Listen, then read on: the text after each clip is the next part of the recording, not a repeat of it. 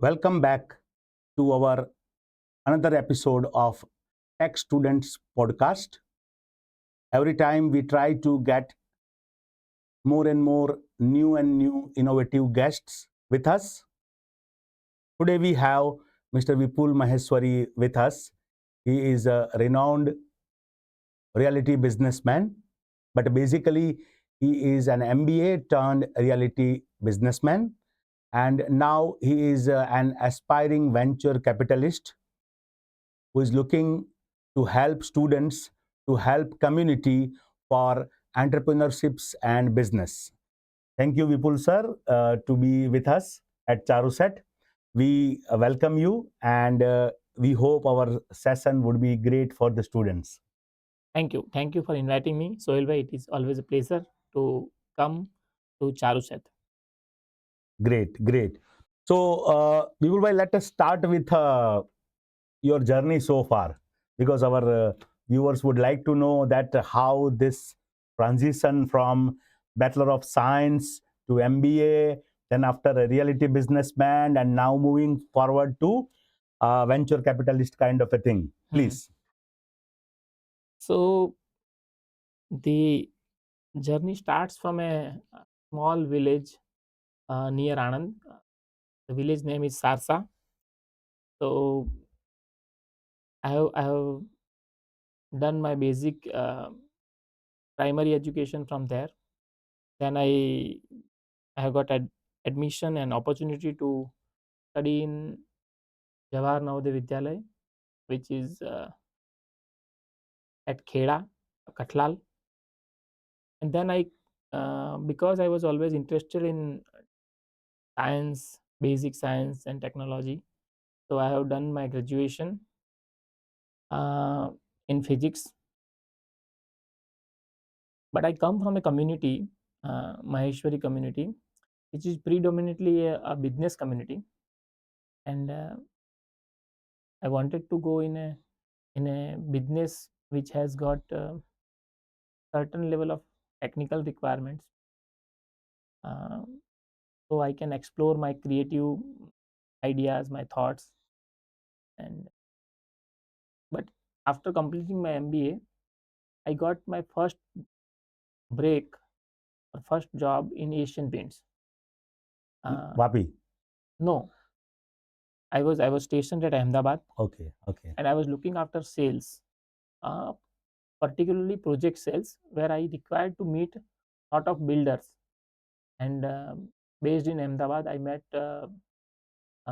for almost 2 years. I met lot of builders, and from there I got an inspiration to get into real estate as an industry.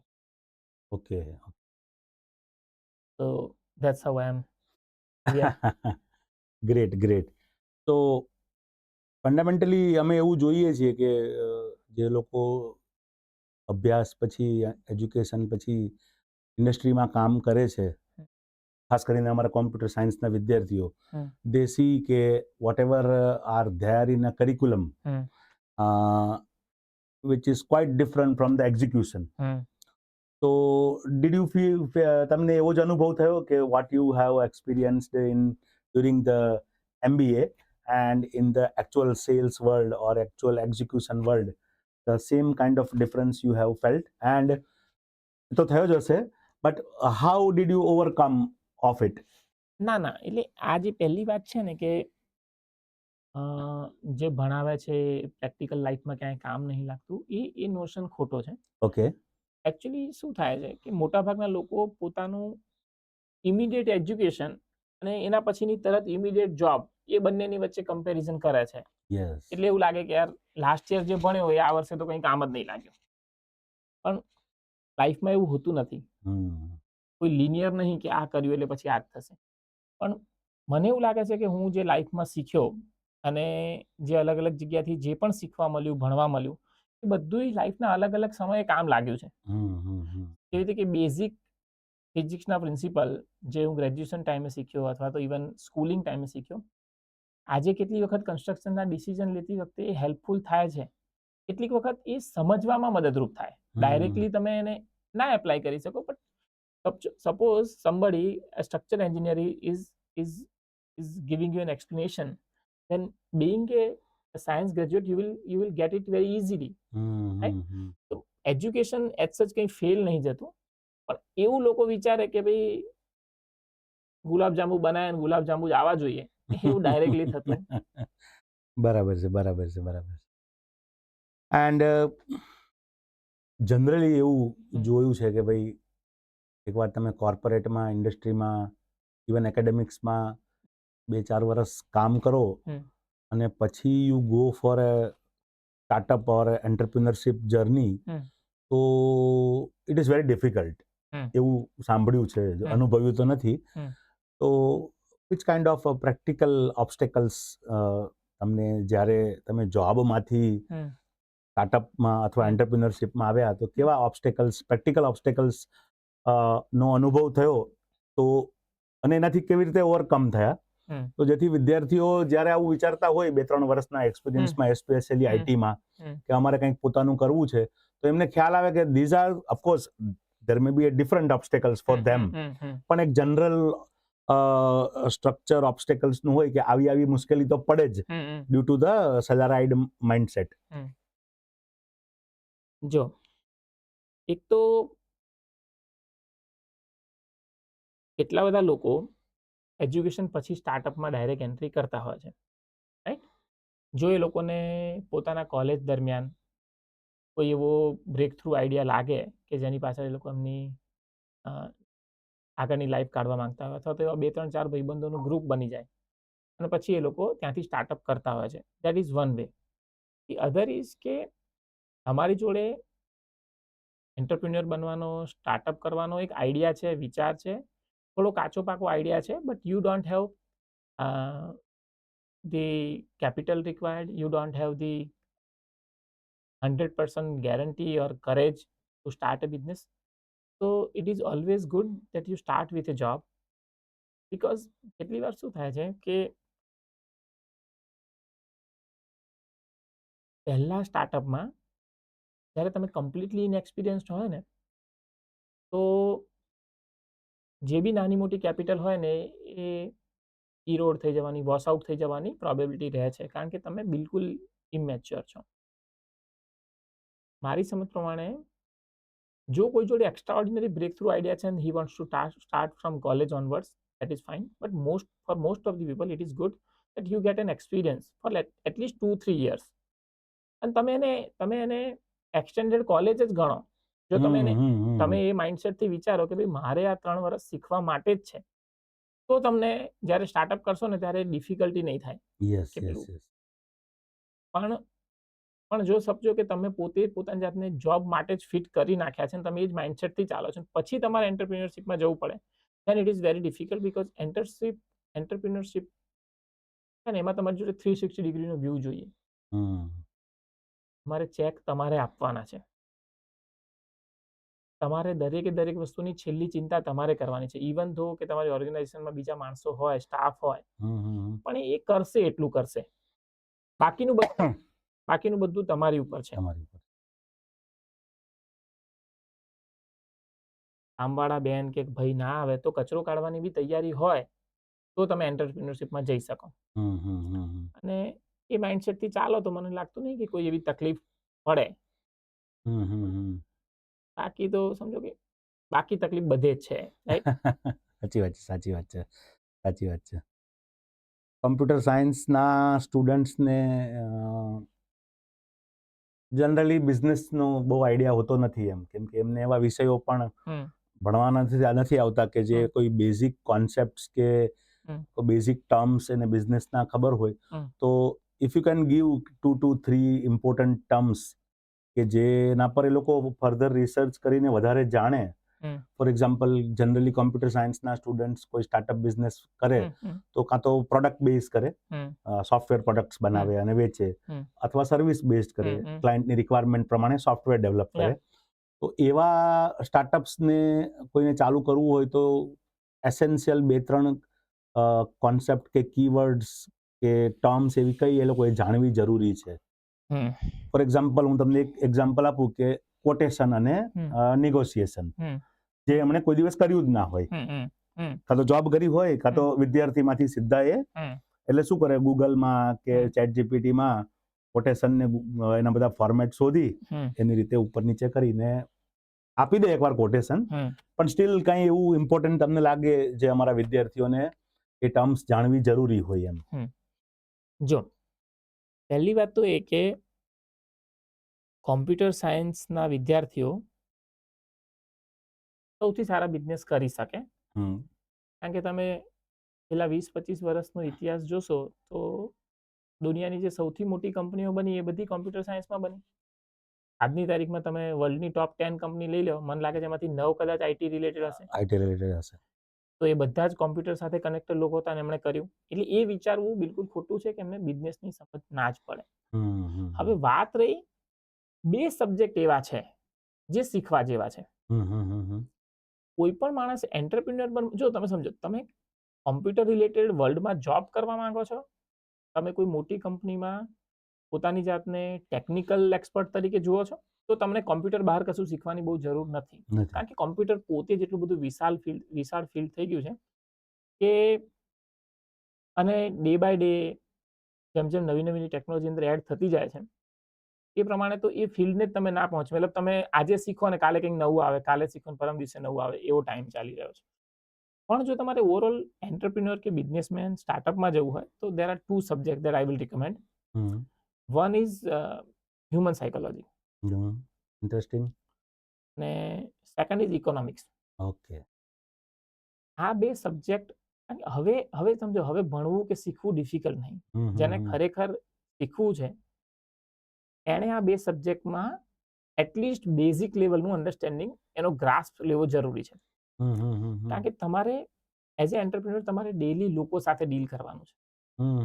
જો તમે માણસોની સાયકોલોજીને નહીં સમજી શકો, ઇન્ડિયામાં આપણને લોકોને એડવાન્ટેજ છે કે આપણને અમુક સાયકોલોજીકલ અન્ડરસ્ટેન્ડિંગ આપણી ફેમિલીમાંથી જ મળી જાય છે. યસ. અમુક કમ્યુનિટીની અંદર એડવાન્ટેજ છે. પણ જો તમે એના વિશે થોડું સ્ટડી કરો, થોડું એને ડિટેલમાં સમજો, અને તમે પોતાને થોડાક વધારે મેન્ટલી ફિટ બનાવો, કારણ કે there are different kind of experience that you are going to face. અને તમને ઇટ બીકમ, જે માણસ આના માટે તૈયાર નહીં એના માટે તો એકદમ હાર્ટ એટેક જેવું થઈ જશે. કારણ કે લોકો જે બિહેવ કરે, જે રીતે ટ્રીટ કરે, that's not easy for everybody. Yes yes. અને તમે જે આઈડિયલિસ્ટિક થોટ પ્રોસેસ, પર્ટિક્યુલરલી સ્ટુડન્ટ્સની વાત કરું છું, કે કોલેજમાંથી નીકળ્યા હોય અને આઈડિયલિસ્ટિક થોટ પ્રોસેસ હોય કે ભાઈ આવું થશે, આવું કરીશું એટલે આવું થશે, એવું રિયલ લાઈફમાં થતું નથી. બરાબર છે, બરાબર. તમને એ સમજ પડવી જોઈએ કે કયા ટ્રિગર છે ને માણસો કઈ રીતે બિહેવ કરે. Very right, very. તમે જે 2 સબ્જેક્ટ કીધા, ઇકોનોમિક્સ અને હ્યુમન સાયકોલોજી, આપણે ફ્રેન્ડ્સ જોઈએ છીએ કે અત્યારે તમે કોઈ પણ શાર્ક ટેન્કનો એપિસોડ જોઈ લો તો એમાં શાર્ક્સ ફંડામેન્ટલી તો 2 જ ક્વેશ્ચન પૂછે છે કે એમનું ઇકોનોમિક્સ શું છે, unit economics, customer acquisition cost, ફલાણું ઢીકણું, અને એ કયા કસ્ટમરને ટાર્ગેટ કરે છે. 2 જ વસ્તુ શાર્ક ટેન્કમાં ફંડામેન્ટલી એમને પૂછવામાં આવે છે. Very right, very right. તો હવે આ તમે સ્ટુડન્ટ્સને બહુ સારી ટિપ્સ આપી. તો અત્યારે સ્ટુડન્ટ્સ બ્રેક થ્રુ આઈડિયાની પણ તમે વાત કરી, તો how to be more observant for a student, એ લોકો કેવી રીતે વધારે ઓબ્ઝર્વન્ટ રહી શકે કે એમની કેમ્પસ લાઈફમાં, સોશિયલ લાઈફમાં, ઓનલાઈન લાઈફમાં, how they will be able to identify the opportunity or idea.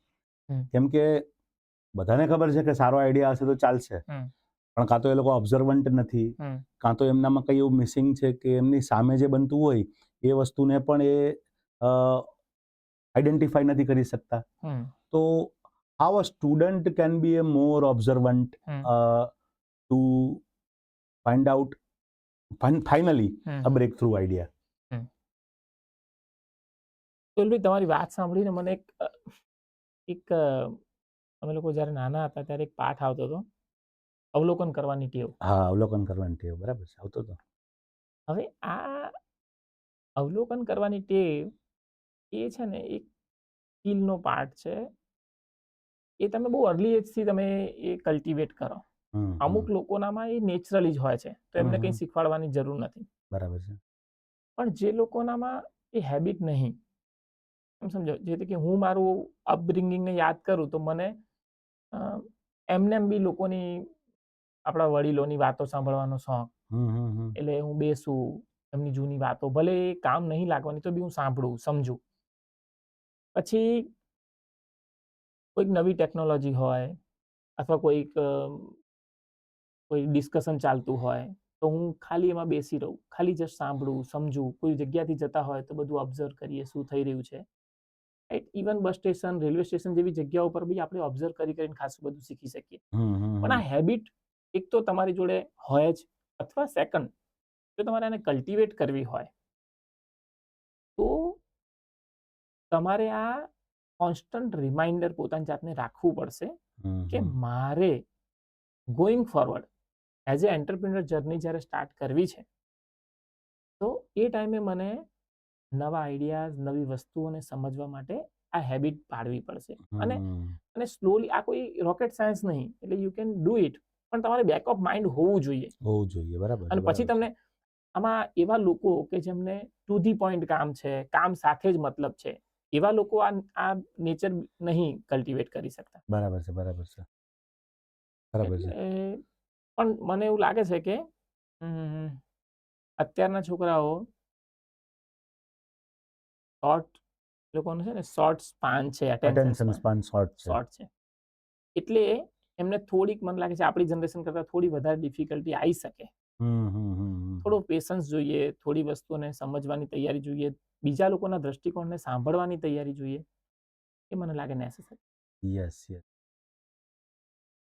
પછી એક બે થોડા બેઝિક ક્વેશ્ચન પૂછી લઉં કે ઘણી વખત વિદ્યાર્થીઓને અને અમને પણ થતા હોય કે જનરલી કેવું કે અત્યારે અમે જે પ્રોફેશનમાં છીએ એ પ્રોફેશનમાં અથવા તો બીજા અમારા જેવા પ્રોફેશન છે કે જેમાં 15-20 વર્ષથી અમે છીએ અને now the life is more or less settle.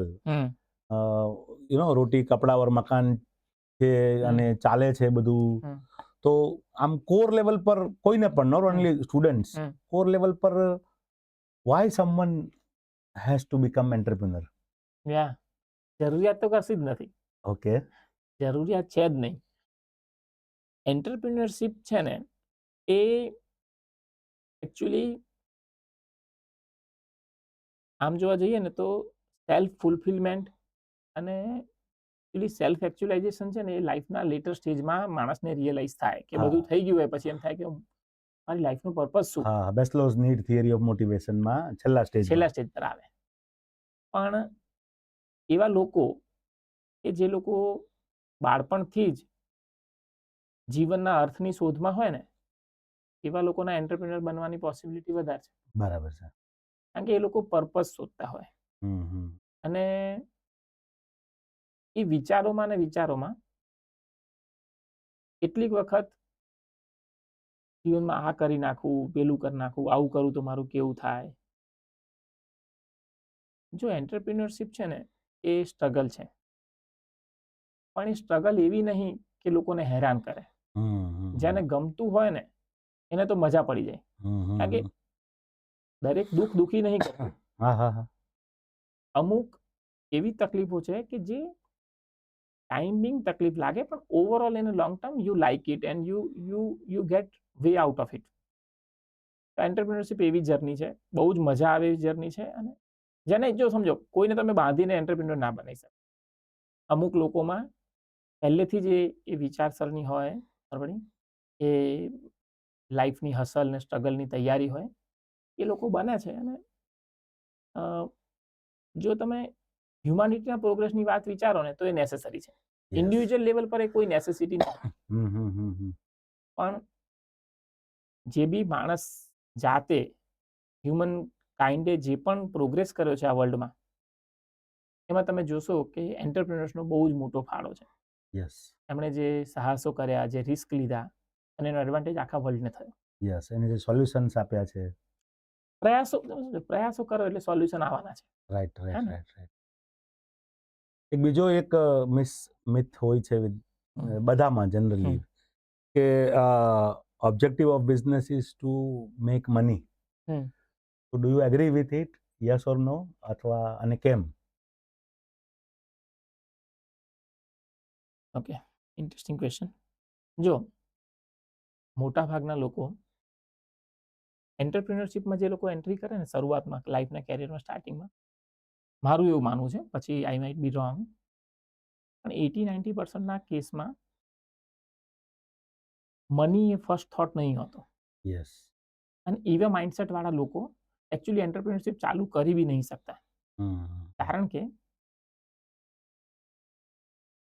કેરિયરના સ્ટાર્ટિંગમાં અમુક વાર જોબ એટલી સારી ઓપોર્ચ્યુનિટી લાગતી હોય ને એટલા સારા પૈસા મળતા હોય કે તમારી લાઈફ તો વધારે સેટલ એમાં થઈ જાય. એન્ટરપ્રિન્યોરશિપમાં તો તમારે પોતાના ખિસ્સામાં ના હોય ને કોકને આપવાની વાત છે. થોડી જલ્દી બી થઈ જાય અને સિક્યોર બી થઈ જાય. હા, એટલે જે લોકો લેટર સ્ટેજ પર બિઝનેસ મતલબ સપોઝ કે 40, 45, 50 જે લોકો એન્ટરપ્રિન્યોરશિપમાં એન્ટ્રી કરે છે એ લોકો કદાચ મનીને ધ્યાનમાં રાખીને કરતા હશે. સપોઝ કે કોલેજમાંથી પાસ આઉટ થયા પછી કે 2-3 વર્ષ પછી જે લોકો સ્ટાર્ટ કરે છે, ખાલી ખિસ્સાવાળા ક્યાંથી? એ લોકો જોબ સિક્યોરિટી જ ના હોય એમના લાઈફમાં, તો એવા લોકો પૈસા માટે નહીં કરતા. પણ આ કીધું ને, આ સ્ટ્રગલની પોતાની એક મજા છે. અને હું એવું માનું છું કે એન્ટરપ્રિન્યોરશિપમાં જે લોકો બી એન્ટર કરતા હોય, કારણ કે ફેલિયરની પોસિબિલિટી સિગ્નિફિકન્ટ છે, અને ફાઇનાન્શિયલી સાઉન્ડ તો તમે લોંગ ટર્મમાં થશો. એટલે એ ભૂલમાં રહેવાની જરૂર નહીં કે એન્ટરપ્રિન્યોર બનીશું ને પૈસા થઈ જશે. ખરેખર કહું છું, બરાબર છે. રિયલી જેને પૈસા જેવા પૈસા, મતલબ તમે, હું એવું માનું છું કે જોબ લેવલના પૈસા તમે એન્ટરપ્રિન્યોરશિપમાં એન્ટર કરો અને જોબમાં જે અચીવ કરો એવા પૈસા તમને 10 વર્ષે મળવાનું ચાલુ થશે. કે ભાઈ સપોઝ કે હું જોબ અત્યારે લઉં, મારી 25,000 સેલરી હોય અને હું 10 વર્ષે મારી સેલરી 2 લાખ હોય, તો એ 2 લાખની સેલરીની સામે એન્ટરપ્રિન્યોર તરીકે હું 2 લાખ કમાતો થવું, એ બંને 10 વર્ષે થશે. સો એનો બ્રેક ઇવન 10 વર્ષે છે. પછી there is A growth. A time પછી તમને એવું લાગે કે જોબ કરતા હવે એન્ટરપ્રિન્યોરશિપ સારી છે. બાકી ત્યાં સુધી સ્ટ્રગલ છે. But it is a matter of patience and passion. બરાબર છે. પેશન નેસેસરી છે. પેશન્સ તો તમે સમજો દુનિયા શીખવાડી દે. મારીને તમને એવું કરે હાલત. સાચી વાત છે. તમને ધીરજ તો શીખવાડે. બરાબર છે. તો what skill should the aspiring entrepreneur should have other than the passion? જો બ્રોડલી આપણે વાત કરી કે તમારું બેઝિક લેવલનું ઇકોનોમિક્સ તમને ખબર હોવી જોઈએ.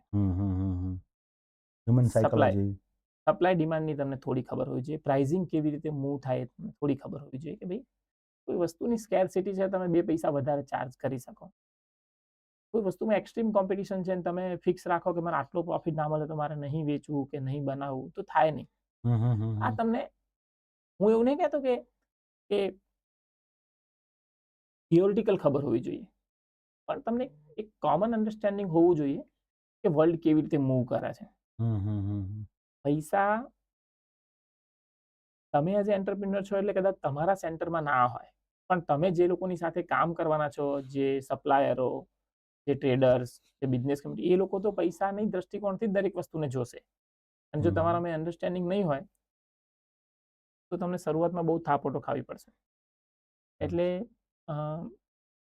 અન્ડરસ્ટેન્ડિંગ પોઈન્ટ ઓફ વ્યૂ મેં તમને કીધું શું આવડવું જોઈએ, ઇકોનોમિક્સ, હ્યુમન સાયકોલોજી, અને જે બિઝનેસ તમારે કરવો છે એનું અન્ડરસ્ટેન્ડિંગ. આ 3 જ વસ્તુ એન્ટરપ્રિન્યોર તરીકે શીખવામાં માનું છું. બરાબર છે. સપોઝ કે કોઈને એઆઈમાં કામ કરવું છે તો એને કદાચ કોઈ બીજા ફિલ્ડનું નોલેજ ના હોય તો બી ચાલશે. કોઈને રોબોટિક્સમાં કામ કરવું છે તો એને એનું જ નોલેજ હોય તો બી ચાલશે. ઇટ ઇઝ નોટ નેસેસરી કે પછી એને C++ ને જાવા ને બધું આવડવું જોઈએ. બરાબર છે. એટલે તમે જે કામ કરવા માંગો છો એનું નોલેજ પ્લસ બિઝનેસમેન બનવા માંગો છો તો આ દુનિયાદારીની સમજ અને પૈસાની થોડી સમજ. બરાબર છે.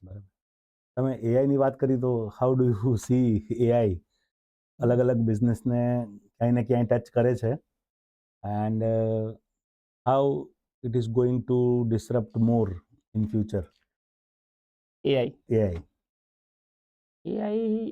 મારી સમજ પ્રમાણે દુનિયા બદલી નાખશે. જે પણ આજે આપણે જોઈ રહ્યા છે ને એ બધું જ નકામું છે એવો અહેસાસ આપણને 5-10 વર્ષમાં બધાને કરાવી દેશે. એટલે આપણે ગુજરાતીમાં એક શબ્દ છે ક્ષણભંગુર. તો તમને સાચા અર્થમાં ખબર પડશે કે જે આપણે જોઈ રહ્યા છે બધું ક્ષણભંગુર છે. બધું જ બરાબર. જીવન મતલબ લોકો હજુ એવું સમજે છે કે એઆઈ આવશે એટલે આપણે ચેટ જીપીટી જોડે વાતો કરીશું અને એને પ્રશ્નો પૂછીશું, એસાઇનમેન્ટો કરીશું. વાત એ નહીં. કેવી બી વસ્તુઓ બદલાઈ જશે ખબર તમને? એજ્યુકેશન એઝ એ ઇન્ડસ્ટ્રી બદલાઈ જશે.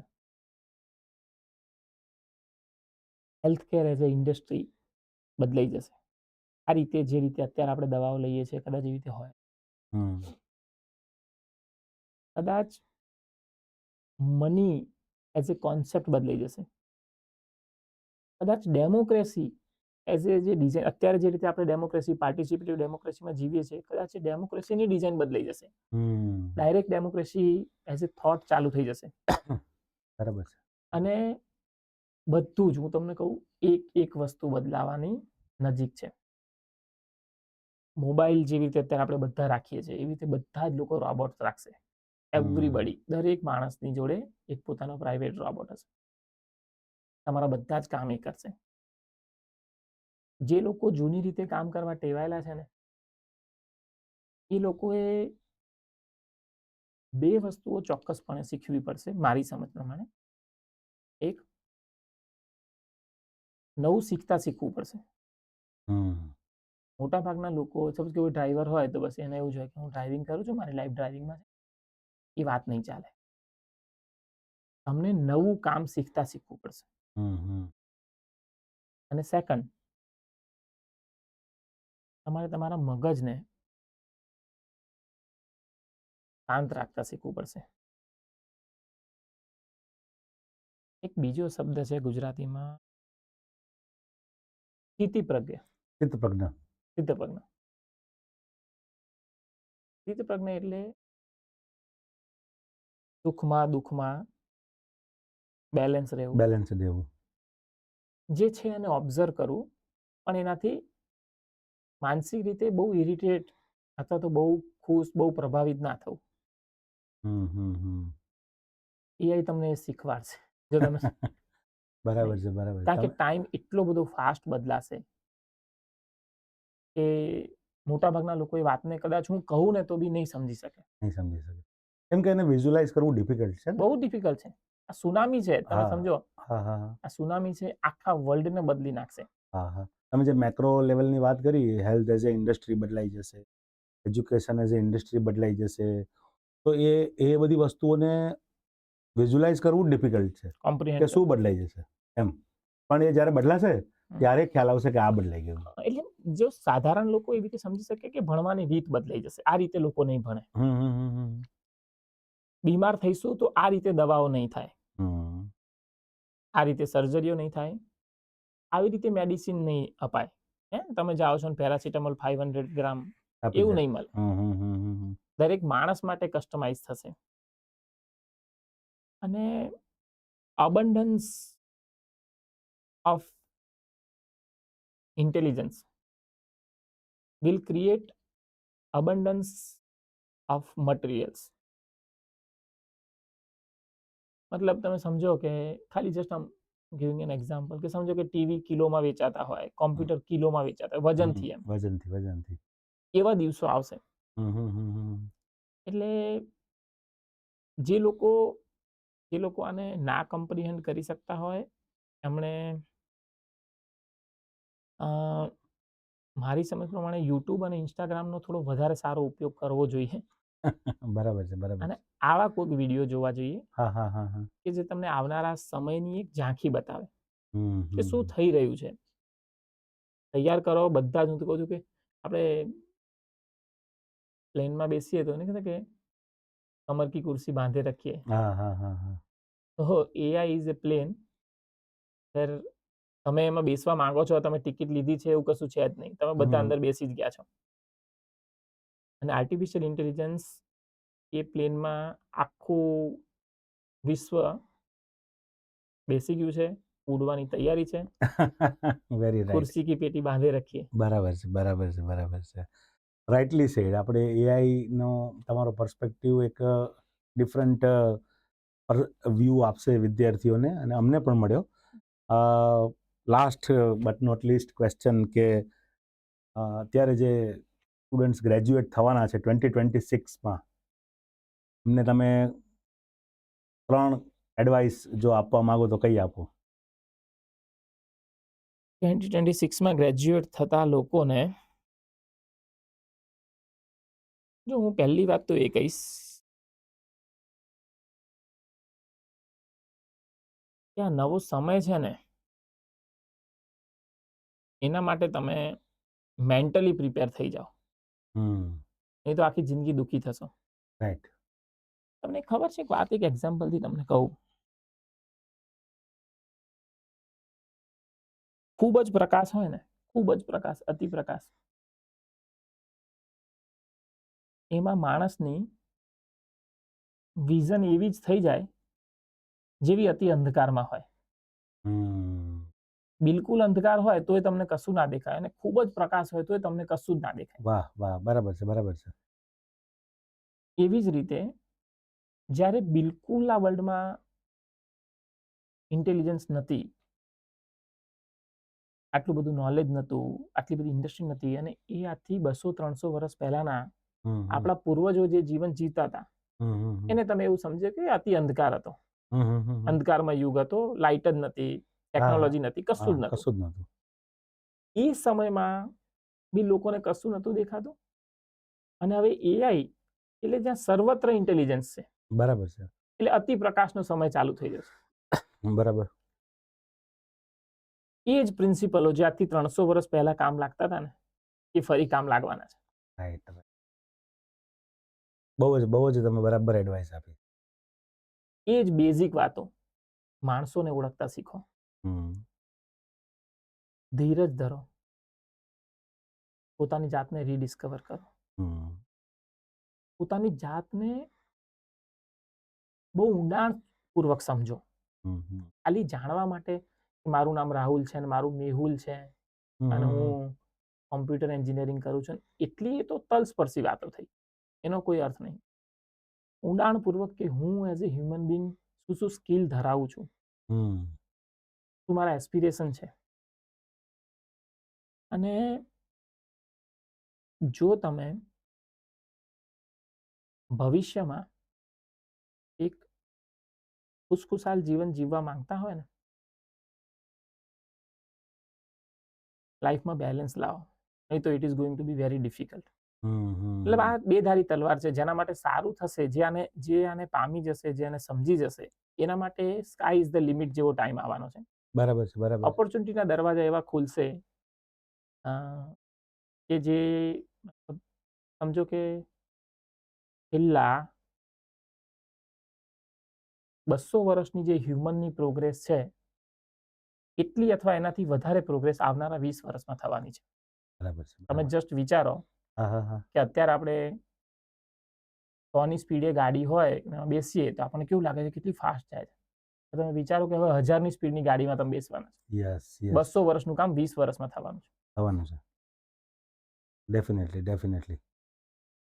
ઓલ રાઈટ, બહુ મજા આવી વિપુલભાઈ તમારી સાથે આ પોડકાસ્ટમાં, અને અમારા students will surely have a insights on various aspects, starting from your journey to entrepreneurship to skills required for entrepreneurship, in fact why entrepreneurship, and finally your insights on AI and your advices to the students. બહુ જ મજા આવી. Thank you very much from Charusat and CMPICA, અને we hope કે on a different topic we will have another podcast with you. Thank you very much. ચોક્કસ સોહેલભાઈ, મને બી મજા આવી. Thank you. ખૂબ ખૂબ આભાર મને બોલાવવા માટે. Thank you. Our pleasure. Thank you.